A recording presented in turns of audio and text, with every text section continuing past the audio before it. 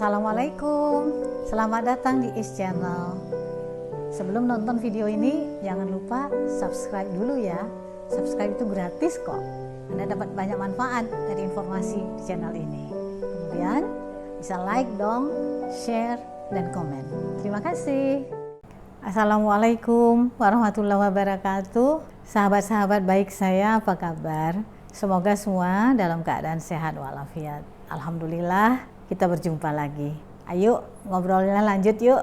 Tentang apa nih hari ini? Saya ingin ajak teman-teman untuk ngobrol tentang daya tahan tubuh. Karena penting, dengan daya tahan tubuh yang baik, daya tahan tubuh yang prima, kita akan selalu sehat, kita akan selalu fit, siap untuk beraktivitas, siap untuk berprestasi. Nah, kalau begitu, ayo kita lihat apa sih yang berperan dalam daya tahan tubuh kita agar selalu fit, sehat, dan kuat. Albumin namanya. Teman-teman, albumin itu adalah protein utama di dalam darah kita yang diproduksi oleh hati. Jadi, albumin ini adalah protein. Kalau begitu, kita langsung ingat ya betapa pentingnya mengkonsumsi protein dalam keseharian kita. Fungsinya apa nih albumin dalam daya tahan tubuh kita? Ayo kita lihat satu persatu. Fungsinya banyak teman-teman.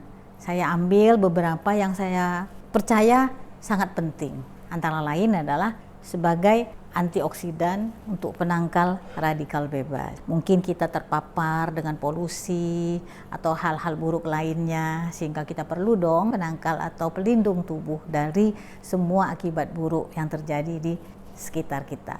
Kemudian sebagai alat transportasi yang mengedarkan nutrisi. Terbayang dong kalau nutrisi yang kita konsumsi tidak dapat didistribusikan dengan baik di dalam tubuh kita, akan menjadi sia-sia jadinya.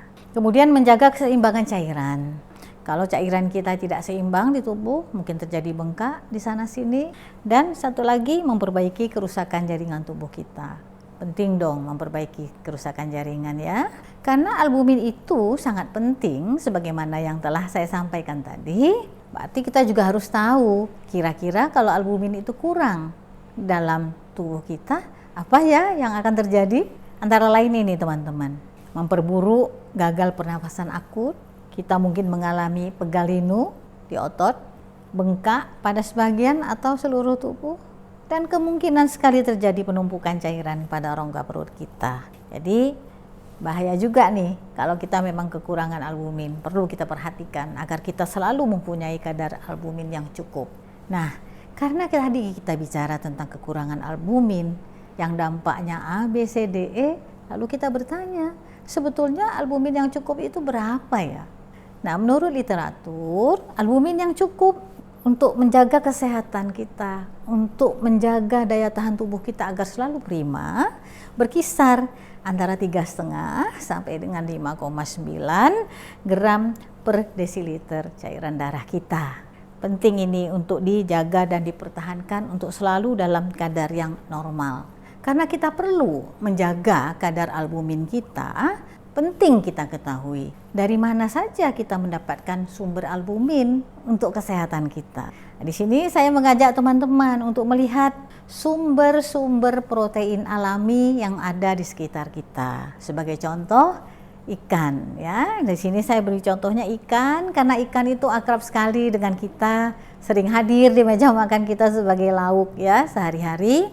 Sini saya kasih contoh ikan toman, ikan gabus, ikan sardin, ikan bandeng, ikan kakap, dan ikan mas. Di sini ikan toman dan ikan gabus hampir sama, hanya beda 0,2% saja. Nah, di antara kedua ikan ini saya sandingkan, di sini protein totalnya ya 25,7 dan 25,5. Yang penting nanti adalah dari kadar protein total ini berapa persen albumin yang akan kita peroleh ketika ikan ini diolah dalam rangka menghasilkan suatu produk yang tinggi albumin. Itu maksudnya. Nah, di sini saya memberikan contoh bahwa ikan toman atau Channa micropeltis total proteinnya berkisar antara 71 sampai dengan 88%. Dan albuminnya dapat mencapai kurang lebih 53, sekian sampai dengan 55% dari total protein yang ada ini. Jadi cukup tinggi ya teman-teman. Dan juga mengandung zinc sekitar 2,59%. Di sini zinc perlu saya sampaikan, memang zinc ini punya peran sendiri di dalam sistem kekebalan tubuh kita. Coba kita lihat ikan toman tadi, kalau kita ekstrak daging ikan toman, kita ekstraksi untuk mendapatkan protein.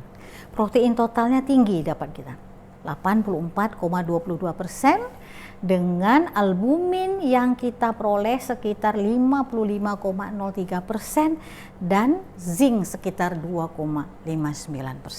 Tadi saya sampaikan zinc itu penting karena berfungsi sebagai penangkal infeksi dalam sistem kekebalan tubuh kita. Makanya zinc ini penting untuk kita sebutkan di sini. Pertanyaannya adalah bagaimana caranya kita untuk mendapatkan protein yang tinggi, albumin yang tinggi dalam suatu produk. Perlu pengolahan. Untuk mengolah itu kita memerlukan teknologi, memerlukan ilmu pengetahuan. Di sini saya sampaikan salah satu cara yang sangat populer akhir-akhir ini di zaman sekarang adalah penerapan nanoteknologi di dalam proses ekstraksi. Nah, dengan menerapkan nanoteknologi, kita mampu mendapatkan produk dengan kadar protein tinggi dan albumin tinggi dan zinc yang cukup untuk daya tahan tubuh kita. Jadi teman-teman, kita sepakat sekali ya bahwa teknologi itu sangatlah penting dalam rangka kita memproduksi suatu produk yang bermutu. Teman-teman yang baik, terima kasih ya sudah menonton video saya. Bagi yang belum, jangan lupa subscribe sekarang.